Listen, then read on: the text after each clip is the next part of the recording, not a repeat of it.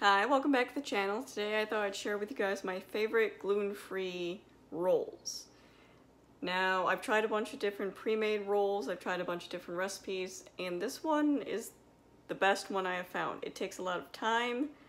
I usually start in the morning, and then they're ready for dinner. There's some tricks to speed it up if you need to, but these are really worth the effort and the time. So I'm going to turn you around and show you what it takes. These are the ingredients you're going to need, and I'll leave the link for the actual recipe down below. I modified it a little bit, but it is a gluten-free roll recipe. So you're going to need 4 eggs, and it's very important they're at room temperature. It takes about 30 minutes for an egg to get to room temperature. You don't want them to be cold. You're going to need honey. You're going to need flour. This is the flour I usually use. I get it from Costco, but this is at most grocery stores. This will also work. You're gonna need kosher salt, which I didn't realize there was a difference between kosher salt and table salt. So I don't have kosher salt, so I just did a substitution of Himalayan pink salt, and it just takes a little less. If all you have is table salt, in the recipe I would probably do about half a tablespoon to a tablespoon, depending on how salty you like things, because you will use less if you use actual table salt. Sugar, butter. I am dairy soy free, so I use dairy soy-free butter, so these are also gluten-free, dairy-free, soy-free rolls. And this is the butter melted in here. You're going to need yeast. The recipe calls for regular yeast. I use fast rise just because this is what I have, and it's also gluten-free. If you use fast rise, it does cut down on the rising time too. And then I have a bunch of measuring cups I'm going to need. You'll need warm water. I just warm mine up in a little saucepan. And one trick I do, especially with yeast, is I preheat my bowls. So I put my oven on its lowest setting, or one of its lowest settings, and I just stick it by the vent here so the bowl itself gets warm, especially since I'm using stainless steel. It keeps the bowl warm for the yeast to do its thing. So those are a couple tips right there. Alright, the first step you're going to do is you're going to put your 3 3/4 cup of flour into your bowl. You're going to add your salt, and again, kosher salt is what the recipe calls for, but if you don't have that, if you just have regular table salt, just use a smaller amount. So the flour and salt are combined in a separate bowl. And again, I take my pre-warmed bowl off the oven. I put my warm water, and again, you want it not hot but warm. You don't want to kill the yeast, so you should be able to stick your finger in it. And then you take the yeast, 2 teaspoons, and again, one of those little packets is 2 teaspoons, but if you have the little individual jar to scoop it out of, it's 2 teaspoons.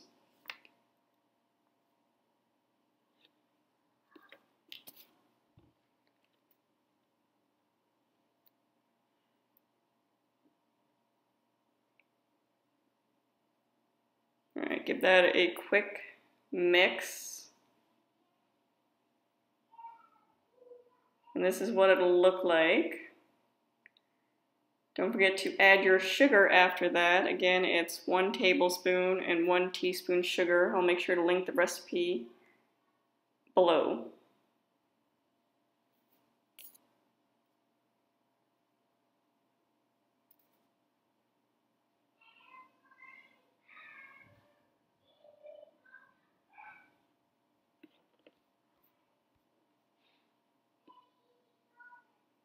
Right, after you sprinkle it in there, just give it a quick stir.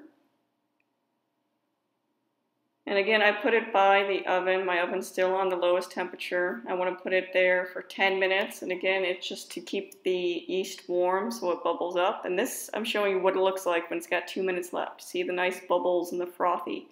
That's what you want your yeast to look like. Next, I'm taking my melted butter.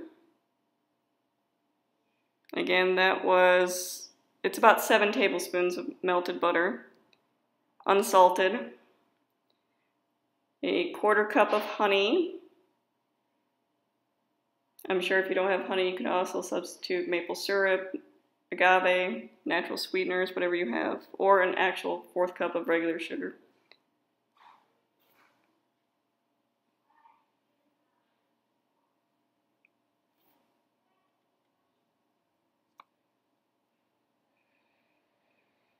sorry about the shaking.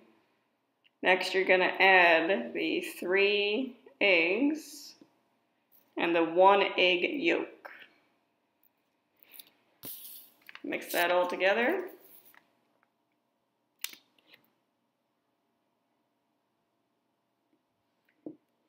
And again, you can combine the yeast mixture with the egg mixture. Make sure it's nice and warm. Give that a quick stir. And then you're going to combine the flour that you already did with the salt with the yeast egg mixture.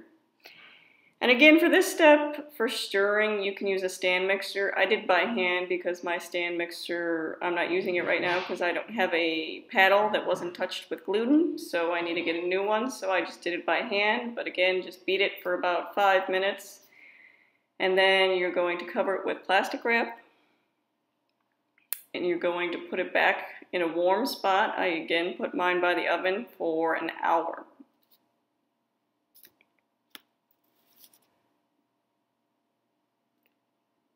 And in this, I'm just getting some coconut oil to put on my hands before I touch the dough. It helps so the dough doesn't stick. You can use whatever you have, butter. You just want a nice coating on your hands so the dough won't stick there. So this is what it looks like after an hour of rising. See how it's doubled in size. So you just kind of want to punch it down, push it down. Knead it a little, and that's what it'll look like. So I'm covering it with plastic wrap again and putting it back into the fridge for 2 hours. Again, since I use the fast rise yeast, you don't have to do the fridge step. You can let it sit for a little bit and then just stick it directly in the oven, or you can let it rise for the 2 hours. That's what it looks like after rising for 2 hours in the fridge. Again, I oiled my pan, oiled my hands, I'm punching down the dough again. But a quick way to do it is, after that first rise, you could cook it if you want. I've done it both ways, haven't really noticed a difference. So I'm just kneading it a little.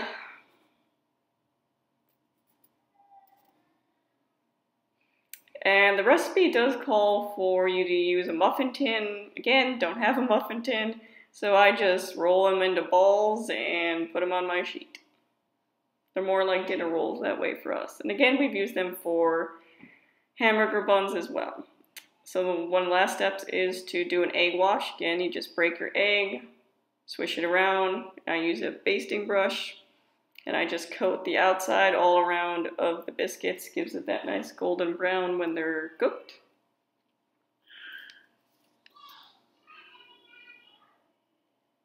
Now they're gonna rise yet again for 40 minutes in a warm place uncovered. This is what they'll look like when they are done, nice golden brown on top. And notice how they rose really well. This is a close-up of what they look like. Nice and fluffy on the inside. And that's it. Thanks for watching, guys.